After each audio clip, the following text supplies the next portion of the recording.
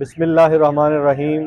معزز سامعین و ناظرین، مستند وظائف کے سلسلے میں آج کا وظیفہ لے کر آپ کی خدمت میں حاضر ہیں۔ آج انتہائی اہمیت کا حامل وظیفہ پیش خدمت ہے۔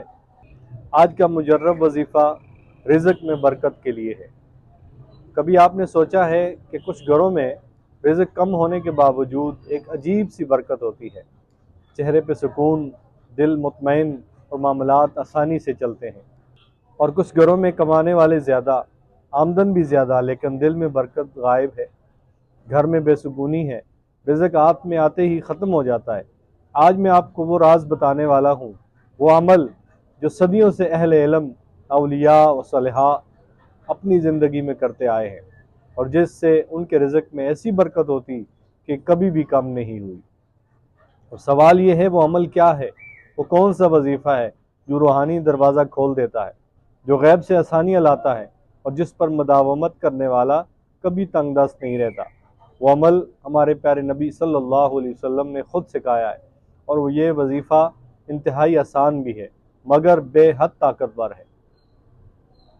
وہ مجرب وظیفہ یہ ہے کہ نبی پاک صلی اللہ علیہ وسلم نے ارشاد فرمایا، جس کا مفہوم ہے کہ جس گھر میں سورہ واقعہ کی تلاوت ہوتی ہے وہاں کبھی بھی فاقہ نہیں ہو سکتا۔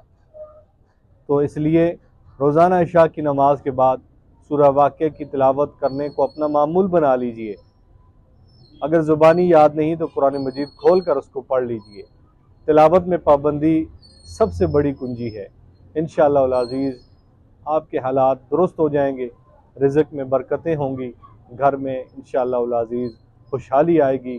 اللہ رب العزت آپ سب کے جان مال میں، کام کاروبار میں برکتیں نصیب فرمائے، اور اپنی ذات کے علاوہ کسی کا محتاج نہ فرمائے۔